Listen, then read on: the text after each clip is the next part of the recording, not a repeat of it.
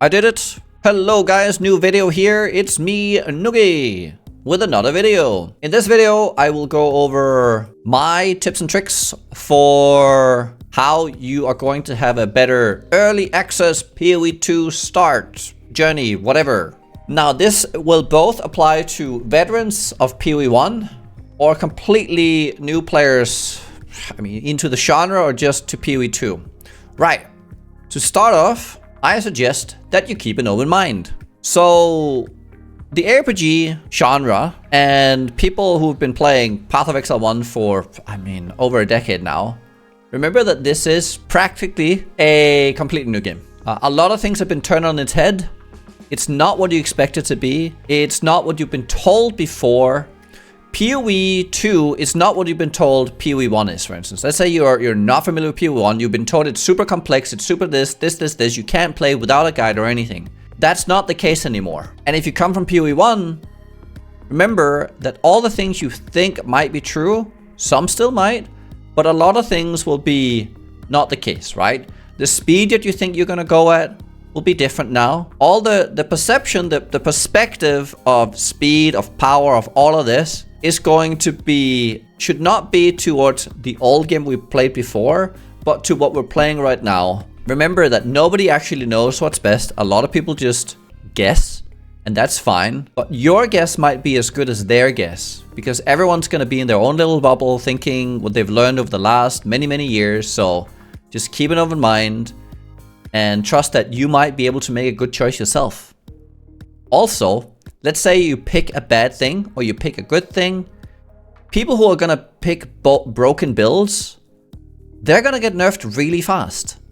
It's early access. Things are going to change. They're going to change fast. Builds that are bad might be good the next day, and builds that are good might be bad the next day. And it doesn't really matter, right? If you get to endgame first, doesn't matter. It's like everyone has their own goals. Make your own goal. That's all. So how do we then do that? How do we then just have fun?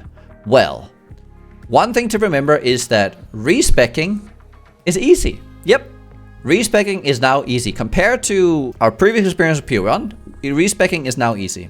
It costs gold.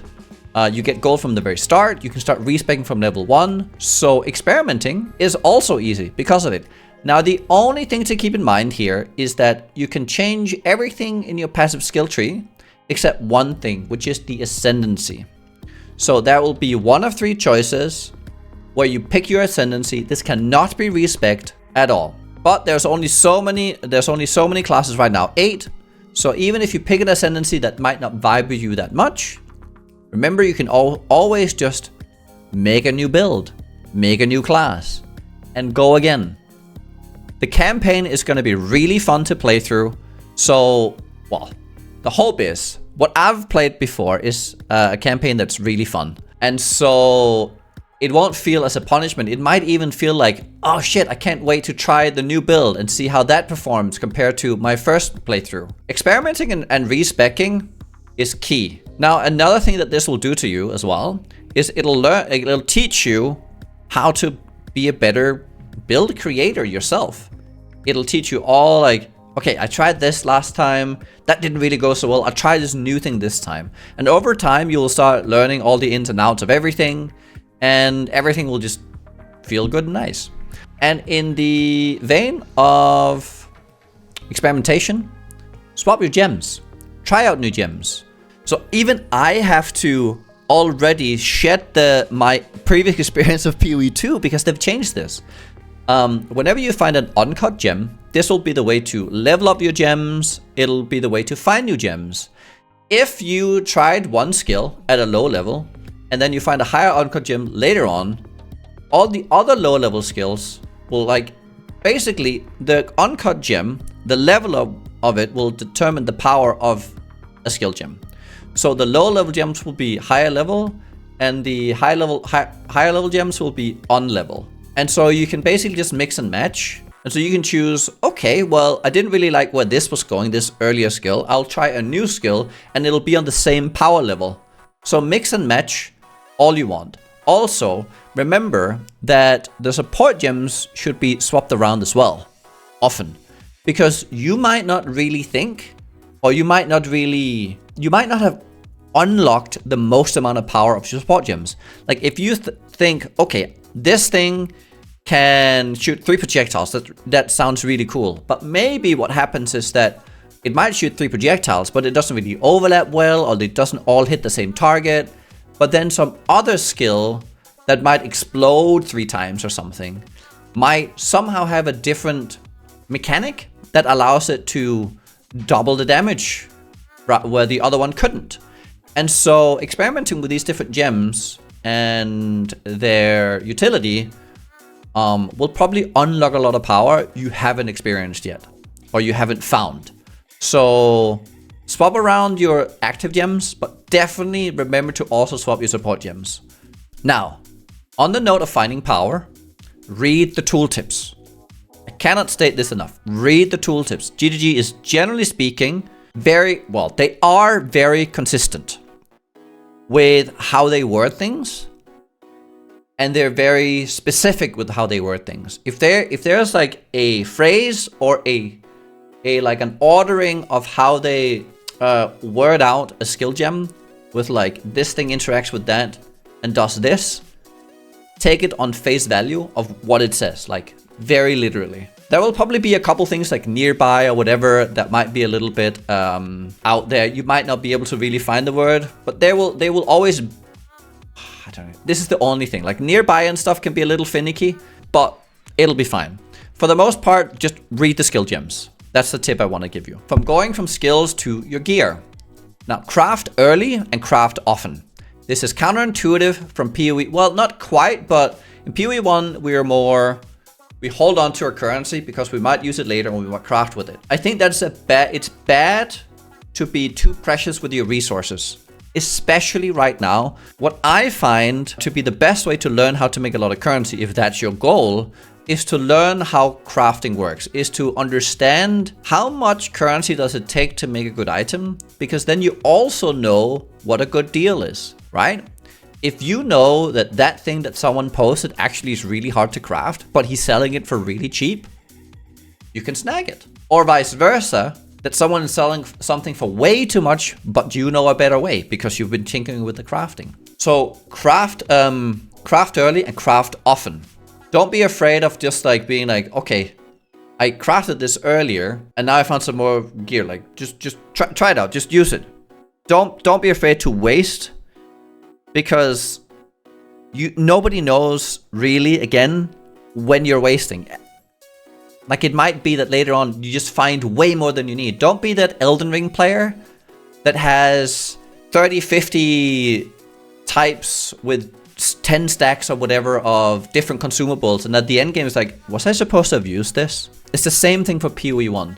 And the best way to become a good crafter is by crafting. And the best way to become a good trader is by crafting and then trading. With crafting in mind, remember to upgrade your base type of gear, right? So what is base types? So whenever you start and you kill low level monsters, the base type of gear is tiered. So let's say an evasion piece, the lowest tier might give you 10 evasion, then it goes up to 20, 30, 40, 50, 100, 200, 300, 500. Upgrade this. The way defenses work in PoE, especially having more armor or evasion than is expected at any given level is kind of overpowered. Like you could literally with the right gear, or at least this is how it was in PoE 1, and it seemed to me when I playtested that it kind of held true, that if you get some really nice defensive stats, that it really pays dividends. So one thing that is very precious to you in PoE 2 is your life. It shouldn't be a surprise, but it's hard to recover it back. So any hit you don't have to take also means that it's a hit you don't have to heal. If you're evading like a higher percentage, it'll make your health potions more effective. It'll allow you to like wait longer before you click that health potion. And then you will start recovering a health potion before you have to click it again. And so eventually you'll go from constantly being out of potions to constantly having enough, just because the incoming damage has been lowered enough. So upgrade those base types. It's a huge deal, right? Not only do you need your resist to your life, you also, that armor and evasion, energy shield, like any defense basically. Now, even if you've been crafting and you've been upgrading, let's say that you rushed a bit ahead, a little bit too far, and you find that, shit, things are actually really hard right now. I'm kind of getting my ass kicked. My suggestion here is, if you find that you are slowing down to the point where you're struggling, start farming and crafting more. And what you also can do is you can go back and finish side zones, side quests, and side bosses. The minimap is really well done now, so use the minimap, collect all those extra things, collect all the gear they give you at the same time. So this is the thing from PoE 1, like a concept of, or like what I would say really helps a lot, is make sure that you can kill everything on your screen consistently as you're moving forward without having to go out of your way. The more that you can, because when you're rushing and let's say you're rushing and you're leaving a lot of monsters behind. Let's say you farmed and you geared up a bit, and now you can kill everything at the screen at the same pace. That's just way better, because once you start leaving things around, you start falling back on XP, you start falling behind on how much gear you pick up. So the stronger you are, the stronger you can also make yourself faster. So don't try to go too fast to become too weak. Make sense? Some more PoE 2 specific things here. So dodge, just a quick note here. Dodge at the start evades everything, every attacks and spells. Oh, I should say this. Attacks and spells are now the same. They're just hits, so to speak. They all get blocked equally. They all get evaded equally. The thing that is the thing that is now something that doesn't is AoEs. AoEs will hit you even if you evade it. Well, you can't evade it. So that whole stat, if you're trying to dodge an AoE, it'll hit you.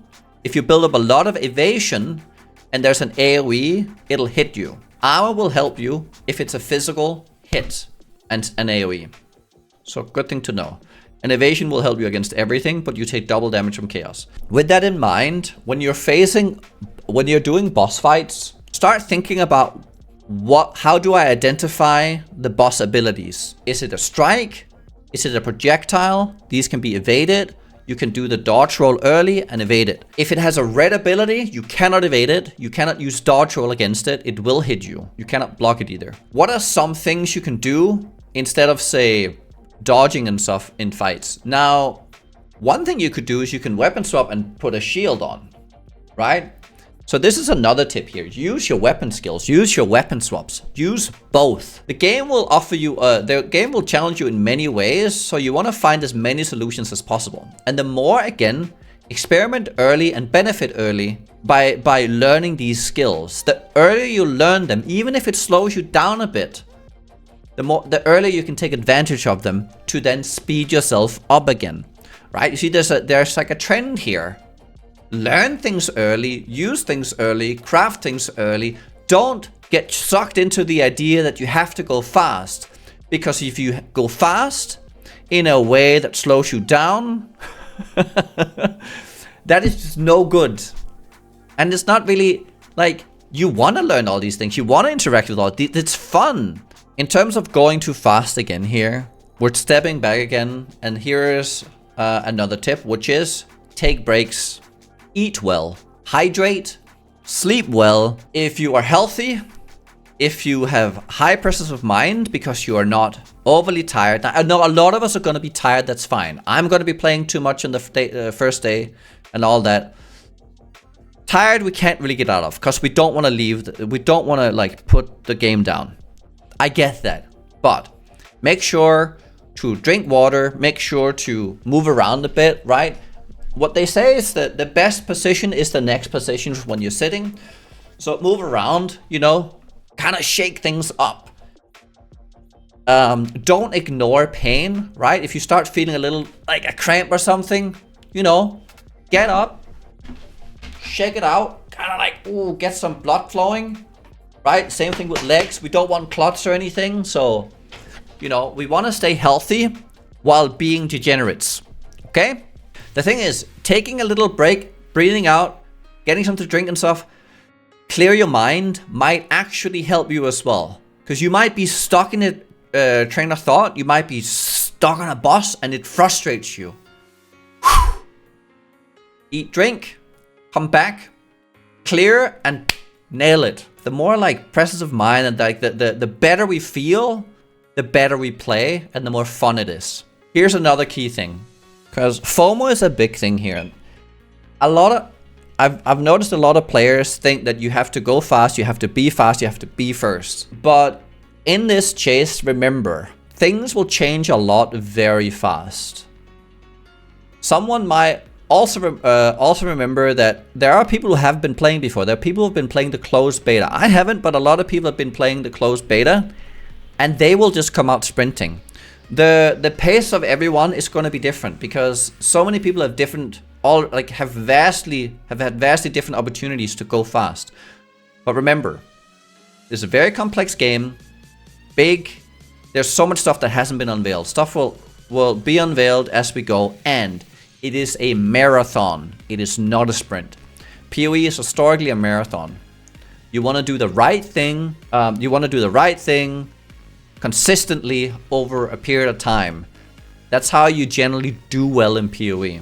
So also, remember with the marathon, that means, well, let's say you completely ruin your sleep the first 3 days. You might be actually like crashing out, burning out from all the gameplay. Whereas the guy who got a good night's sleep every day, he just keeps playing for the next couple of weeks and he's having fun with it. Okay, on this bad information and where to look, like, let's say you're now in it. You're in it deep. We're in it deep, and we're like, I want more information. Now here is big tip. Factual Life and fandom, as Wikipedia's, are historically terrible for PoE. They're bad, and I would very much suggest that you use PoE2wiki.net. It is I think the official one. PoEwiki.net was the one we used in PoE 1. Very good, not filled with ads or anything. It's great. If you're looking for even more in-depth information of like stats and monster life and all that kind of stuff, PoE2db.tw is usually very good. So keep those two in mind. And I think that'll cover it for now for my suggestions of how to approach PoE 2. And remember to have fun. Whatever ascendancy, whatever build, whatever thing you picked, if you picked it for the purpose of it is what you thought looked cool and you want to have fun with it, it's gonna be fucking amazing. Don't shame people for their builds. Don't be an asshole when someone tries something new that might not work. Bro, the person who has an idea that seems completely out there and terrible might actually be the new best thing. You don't know. So be kind to each other and have fun. And with that, have a good league start.